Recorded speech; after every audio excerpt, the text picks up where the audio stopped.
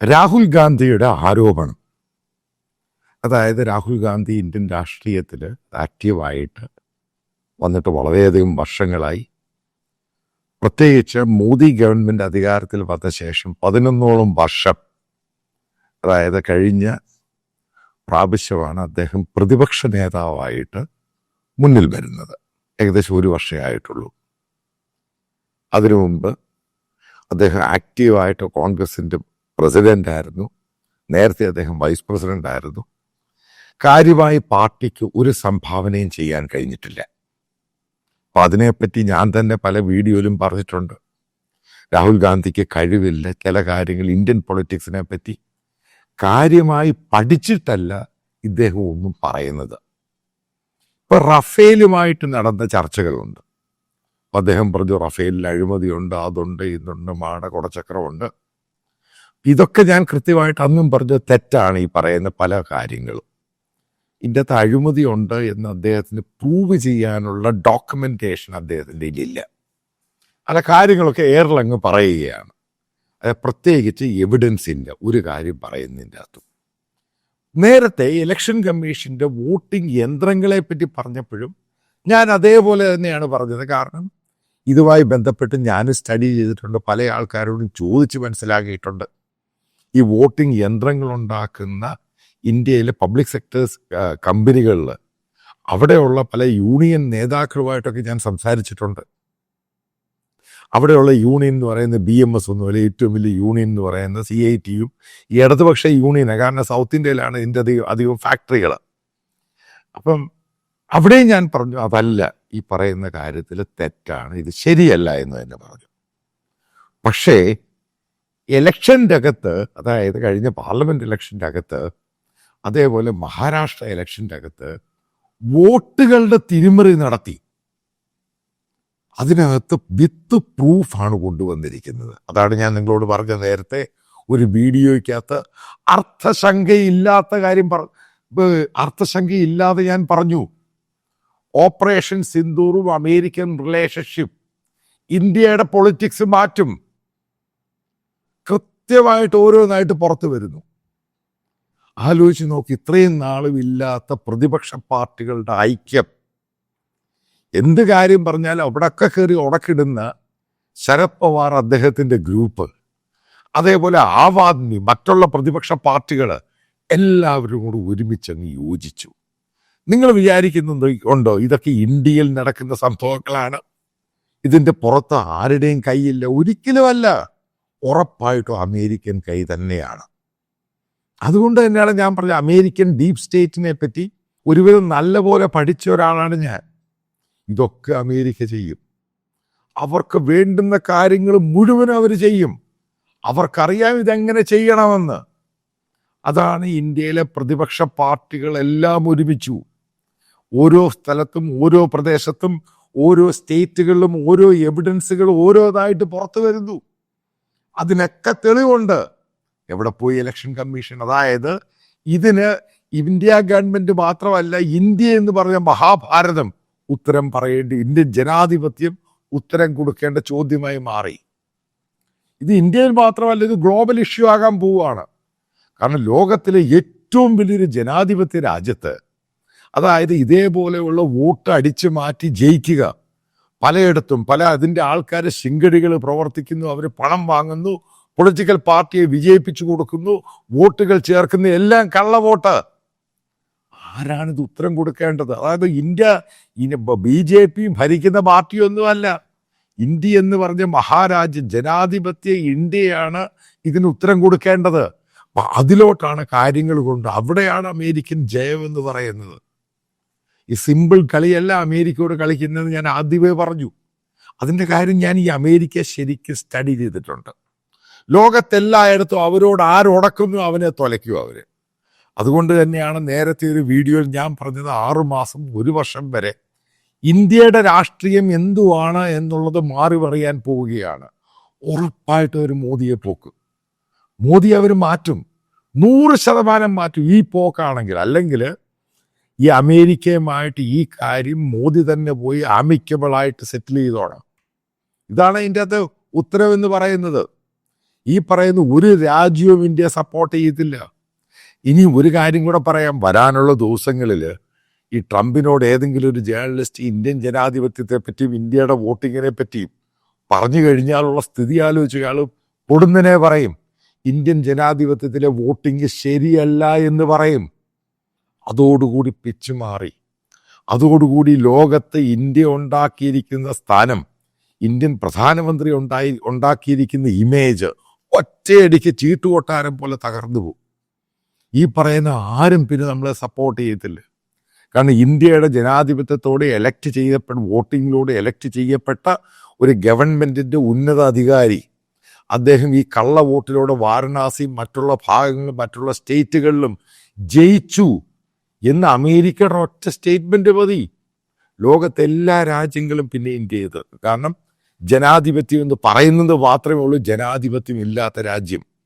അതിനനുകൂലമായിട്ട് ഗ്ലോബലായിട്ടുള്ള media കഴിഞ്ഞ കുറേ വർഷങ്ങളായിട്ട് ആൻറ്റി മോഡി പ്രൊപ്പഗണ്ടയാണ് ലോകം മുഴുവൻ അടിക്കുന്നത്. അവരെ പോലും ഒരുമിച്ച് കൊണ്ടുപോകാൻ വേണ്ടി ഈ ഗവൺമെൻറ്റിന് കഴിയുന്നില്ല. ഇവിടെയാണ് പല ഫെയിലിയറുണ്ട്. ആദ്യം ഈ പത്രങ്ങളെ മുഴുവനും പിണക്കി, പലരെയും ബാൻ ചെയ്തു, പലരെയും എടുത്ത് ദൂരെ കളഞ്ഞു, പലയിടത്തും കയറി റെയ്ഡ് ചെയ്തു. എന്നിട്ട് ഇവിടെയുള്ള BJPയുടെയും മറ്റു ആൾക്കാരും പറയുന്നത് ഇൻ്റർനാഷണൽ മീഡിയ ഇന്ത്യക്കെതിരെയാണ്. ആരാണ് എതിർപ്പാക്കുണ്ടാക്കിയത്? ഈ ഇൻ്റർനാഷണൽ മീഡിയ തന്നെയാണ് മോദിയെ ഇത്രയും വലുതാക്കി കാണിച്ചത്. അപ്പം അന്ന് ചെയ്തിരുന്ന PR-ഉം മറ്റുള്ളവരും ഒക്കെ എവിടെ പോയി? എൻ്റെ ചോദ്യമാണ് കൃത്യമായിട്ട്. എവിടെ പോയി? രാഹുൽ ഗാന്ധി ഇങ്ങനൊരു ആരോപണം ഉന്നയിച്ചു, എവിഡൻസ് ഉൾപ്പെടെ പ്രസന്റ് ചെയ്തു. ബാംഗ്ലൂരാണെങ്കിലും ഒറീസയാണെങ്കിലും മഹാരാഷ്ട്രയാണെങ്കിലും രാജസ്ഥാൻ ആണെങ്കിലും പലയിടത്തും ഈ പ്രസന്റ് ചെയ്തിട്ട് BJPയുടെ പൊളിറ്റിക്കൽ പാർട്ടിയുടെ IT സെൽ ഭയങ്കര ശക്തമാണ്. എന്തുകൊണ്ട് ഇവർക്കൊന്നും കാര്യമായ രീതിയൊന്നും ഉണ്ടാക്കാൻ കഴിഞ്ഞില്ല? ഇതിനെ പ്രതിരോധിക്കാൻ കഴിയുന്നില്ല. കാരണം നമ്മുടെ മുമ്പിൽ വരുന്ന ഈ കോൺക്രീറ്റ് എവിഡൻസ് ആണ്. ഓരോ മണ്ഡലങ്ങളിലും ഓരോ പോക്കറ്റ് ഇത്ര വോട്ടേഴ്സ്, അവരാരൊക്കെയാണ് തെറ്റ് കാണിച്ചത്, അതിനനുകൂലമായിട്ട് മനസ്സിലാക്കുക. അതിനനുകൂലമായിട്ട് ഇന്ത്യയിലെ പ്രതിപക്ഷ പാർട്ടികൾ അങ്ങും അപ്പുറത്തും ഇപ്പുറത്തും സൗത്തും തെക്കും വടക്കും നിന്നവരെല്ലാം കൂടി ഒരുമിക്കുകയാണ്. പ്രശ്നം രൂക്ഷമാണ്. ഇത് സിമ്പിളൊന്നുമല്ല. ഇവിടുത്തെ നാഷണൽ ഡെയിലീസ് വലിയ വാർത്തയാക്കിയില്ലെങ്കിലും വരാൻ പോകുന്ന ദിവസങ്ങളിൽ ഈ സോഷ്യൽ മീഡിയ ട്രെൻഡ് വലിയ സംഭവമായി മാറിയിട്ടുണ്ട്. കാരണം സാധാരണക്കാരൻ്റെ ഇടയിലോട്ട് അങ്ങ് കയറി ചെല്ലുക. അതാണ് ഡിജിറ്റൽ ലോകം എന്ന് പറയുന്നത്. ഇന്നലെ വരെ രാജാവായിരുന്ന ഒരാളെ ഇന്ന് വരാൻ പോകുന്ന ദിവസം നാശക്കോടാലിയാക്കി മാറ്റും. അൺസെറിമോണിയസ് ആയിട്ട് പറഞ്ഞു വിടേണ്ട സ്ഥിതിയിലോട്ടാണ് കാര്യങ്ങൾ പോകുന്നത്. ഇന്ത്യയിലെ എല്ലാ സ്ഥലങ്ങളിലും ഇത് പ്രശ്നമുണ്ട്. കാരണം പല സ്റ്റേറ്റുകളിലെ സോഷ്യൽ മീഡിയ അവരുടെ ഫേസ്ബുക്കും ട്വിറ്ററൊക്കെ നോക്കിക്കഴിഞ്ഞപ്പോൾ ഇത് തന്നെയാണ് ഇഷ്യൂ. ഓരോ സ്റ്റേറ്റുകളിലും ഓരോ ആൾക്കാരും സോഷ്യൽ മീഡിയയായി ബന്ധപ്പെട്ടവർ അവിടുത്തെ ഓരോ പോക്കറ്റുകളിൽ നിന്ന് ഓരോ തെളിവുകൾ പുറത്തു വിടുകയാണ്. ഇതിനെ എങ്ങനെ പ്രതിരോധിക്കാൻ സാധിക്കും? വലിയ ചോദ്യങ്ങളാണ്. ഈ ചോദ്യങ്ങൾക്കൊന്നും ഉത്തരം കൊടുത്തില്ല എങ്കിൽ പെട്ടുപോകും. ഗ്ലോബലായിട്ട് പോലും ഇന്ത്യയെ ഒറ്റപ്പെടുത്തി കളയും. അതായത് ഇന്ത്യക്ക് ലോകത്ത് ആദ്യം സ്ഥാനം കിട്ടുന്നത്, ലോകത്ത് ഏറ്റവും കൂടുതൽ അംഗീകരിക്കുന്നതിൻ്റെ കാര്യം എന്താ? ജനാധിപത്യ രാജ്യം. പാകിസ്ഥാൻ പോലെ ബനാന റിപ്പബ്ലിക് അല്ല നമ്മൾ. മറ്റുള്ള രാജ്യത്തൊക്കെ ഡിക്റ്റേറ്ററും പരിപാടിയും ഒക്കെയാണ്. പക്ഷെ ഇന്ത്യയിലെ ജനാധിപത്യം, അതിനകത്ത് ഇതേപോലെ തരികട കാണിച്ച് വോട്ടുണ്ടാക്കിയാണ് അധികാരത്തിൽ ഇരിക്കുന്നത് എന്നുള്ള സംഭവം വന്നു കഴിഞ്ഞാൽ മുഴുവനും പിച്ചുമാറും. അതാണ് ഞാൻ പറഞ്ഞത്, വളരെ വളരെ വളരെ സീരിയസ് ആയിട്ടുള്ള ഇഷ്യൂ ആണ്. അതായത് ജനാധിപത്യത്തെ തൊട്ട് കളിച്ചു കഴിഞ്ഞാൽ തൊടുന്ന പാർട്ടി വെടിതീർന്നു പോകും. ആ രീതിയിലാണ് കാര്യങ്ങൾ പോകുന്നത്. പ്രതിപക്ഷ പാർട്ടികൾ മാത്രമൊന്നുമല്ല, ജനങ്ങൾക്ക് ബോധ്യമാകാൻ തുടങ്ങി ഇതിലെന്തോ കാര്യമായിട്ട് സംഭവിച്ചിട്ടുണ്ട്. കാരണം അവരുടെ വോട്ടുകൾ പോലും മറിച്ച് മറ്റുള്ള വോട്ടുകൾ ഇങ്ങനെ പോയി കഴിഞ്ഞാൽ നാളെ ഉണ്ടാകാൻ പോകുന്ന പുതിയ തലമുറയുടെ അവരുടെ ജനാധിപത്യ ബോധം എവിടെ ചെന്ന് നിൽക്കും? വലിയ വലിയ ചോദ്യങ്ങളാണ്. ഗ്ലോബലി ഇന്ത്യയെ ഒറ്റപ്പെടുത്താനുള്ള സാധ്യതയും വളരെ കൂടുതലാണ്. അതാ ഞാൻ പറഞ്ഞ അമേരിക്കയോട് കളിക്കുമ്പം സൂക്ഷിച്ച് കളിക്കണം. ഞാൻ ഒരു കാര്യം പറയാം. എങ്ങനെയാണ് വ്ളാദിമിർ സെലൻസ്കി അമേരിക്കൻ പ്രസിഡന്റുമായിട്ട് ഉടക്കി പിരിഞ്ഞ് അയാൾ തിരിച്ച് ഉക്രൈനിൽ വന്നു? ഒരൊറ്റ ആഴ്ച കൊണ്ട് ഉക്രൈനിലെ പ്രതിപക്ഷവും ഭരണപക്ഷ ആൾക്കാരും ഒരേപോലെ പറയാൻ തുടങ്ങി, സെലൻസ്കി മാറിന് രാജിവെക്കണം. പെട്ടെന്ന് വാർ നടക്കുന്ന ഒരു രാജ്യത്താണ് ഉണ്ടാകുന്ന സംഭവം. പെട്ടെന്ന് സെലൻസ്കി പോയി ബ്രിട്ടൻ്റെയും ജർമ്മനിയുടെയും ഫ്രാൻസിൻ്റെയും കാലെ പിടിച്ചിട്ട് അമേരിക്കൻ പ്രസിഡന്റിന്റെ കാലെ പിടിച്ചു. സംഭവം ആമിക്കബിളി സെറ്റിൽ ചെയ്യണം, അല്ലെങ്കിൽ അയാളെ മാറ്റിയേനെ ഇയാള്. ഇതാണ് അമേരിക്കയുടെ പവർ ഗെയിം എന്ന് പറയുന്നത്. ആ ഗെയിം മനസ്സിലാക്കാൻ വളരെയധികം സമയമെടുക്കും പല രാജ്യങ്ങൾക്കും. അതായത് മോദി ഉദ്ദേശിക്കുന്ന ഒന്നുമല്ല അമേരിക്കൻ ഗെയിം എന്ന് പറയുന്നത്. ഈ പറയുന്ന ഗുജറാത്തികൾ തന്നെ മോദിയെ വലിച്ച് താഴെയിടും. ആ രീതിയിലാണ് അമേരിക്കയുടെ മൂവ്മെന്റ് പലതും. അതായത് ഇപ്പോൾ മോദി പറയുന്നു ചൈനയോടടുക്കുന്നു, റഷ്യയോടടുക്കുന്നു, അവരോടടുക്കുന്നു, ചിലപ്പോൾ നാളെ ഇറാൻ്റെ കൂടെ അടുക്കും. ഇതൊക്കെ അമേരിക്ക ഒന്നും വെറുതെ കൊടുത്തൊന്നുമില്ല. ഞാൻ വെറുതെ ഒന്നും പറയൊന്നുമല്ല. കാരണം ഏറ്റവും കൂടുതൽ ഇന്ത്യയിൽ ഇൻവെസ്റ്റ് ചെയ്തിരിക്കുന്ന റഷ്യയോ ചൈനയോ ഒന്നുമല്ല, അമേരിക്ക ഇൻവെസ്റ്റ് ചെയ്തിരിക്കുന്നത്.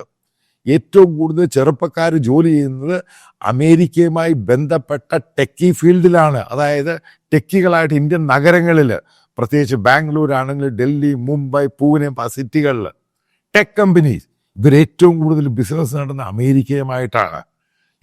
ഇതൊക്കെ അമേരിക്ക വളരെ കീനായിട്ട് വാച്ച് ചെയ്യുന്നുണ്ട്. പെട്ടെന്ന് ചൈനയിൽ പോകുന്നു, പെട്ടെന്ന് റഷ്യയിൽ പോകുന്നു, റഷ്യൻ പ്രസിഡന്റിനെ വിളിച്ചു വരുത്തും, ഞങ്ങൾ വലിയ സുഹൃത്തുക്കളാണെന്ന് പറയുന്നു. ഈ റഷ്യയും ചൈനയും ഒന്നും ഇന്ത്യയുടെ കൂടെ നിൽക്കില്ല.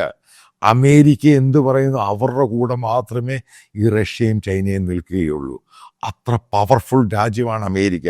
അതവർ ലോകത്ത് പലയിടത്തും പ്രൂവ് ചെയ്തിട്ടുണ്ട്. അതായത് അബദ്ധത്തിൽ നിന്നും അബദ്ധത്തിലേക്ക് കേട്ട് ചാടാതിരിക്കാനാണ് ഇന്ത്യ എന്ന മഹാരാജ്യം ശ്രദ്ധിക്കേണ്ടത്. കാരണം ഈഗോ വെച്ച് കളിച്ചു കഴിഞ്ഞാൽ ഈ രാജ്യം നശിച്ചു പോകും. അമേരിക്കയ്ക്ക് ഇവിടെ ഒരു പുല്ലും നശിക്കാനില്ല. അവൻ ലോകത്തെല്ലായിടത്തും ഇതേ ഗെയിം തന്നെ കളിച്ച് നേട്ടമുണ്ടാക്കിയ രാജ്യമാണ് അമേരിക്ക. അവരുടെ ചരിത്രം അങ്ങനെയാണ്. ലോകത്ത് മുഴുവനും രണ്ടാം ലോകമഹായുദ്ധം, ഒന്നാം ലോകമഹായുദ്ധം, ഇതിൽ നേട്ടമുണ്ടാക്കിയ രാജ്യം അമേരിക്ക മാത്രമാണ്. ഇതിൽ തോറ്റു തുന്നം പാടിയതാര യൂറോപ്പ്. ഇതാണ് ചരിത്രം. അതിലേക്ക് കടക്കുന്നതിന് മുമ്പ് ഇതിലൊരു ആമിക്കബിൾ സെറ്റിൽമെന്റ് ഉണ്ടാക്കുന്നതാണ് മോദി ഗവൺമെന്റ് BJPക്ക് ഏറ്റവും നല്ലത്. അല്ലെങ്കിൽ വരാൻ പോകുന്ന 6-7 മാസത്തിനുള്ളിൽ ഏകദേശം ക്രിസ്റ്റൽ ക്ലിയറായിട്ട് പറയാം, ഇന്ത്യയുടെ രാഷ്ട്രീയം പൊടുന്നനെ വല്ലാത്ത രീതിയിൽ അങ്ങ് ഒലച്ചിലുണ്ടാക്കും. പൊളിറ്റിക്കൽ ഇൻസ്റ്റബിലിറ്റി എന്ന് പറയുന്ന ഒരു രാജ്യത്തുണ്ടാകുമ്പോൾ ഇന്ത്യയിലെ ഗ്രോത്തും ഇൻവെസ്റ്റ്മെന്റ് എന്ന് പറയുന്ന താപ്പോട്ട് പോകും. അതിൻ്റെ സൂചനയാണ് നമ്മൾ കണ്ടത് ഈ പറയുന്ന സ്റ്റോക്ക് മാർക്കറ്റ്. അതിൻ്റെ സൂചനയാണ് അമേരിക്കൻ സാങ്ഷൻ 50% വന്നു കഴിഞ്ഞപ്പോൾ ബിസിനസ് മേഖലയിലുണ്ടായ പ്രശ്നം. ഇതൊക്കെ വലിയ രീതിയിലുള്ള വലിയ ആഘാതമാണ് വരാനുള്ള ദിവസങ്ങളിൽ ഉണ്ടാക്കാൻ പോകുന്നത്.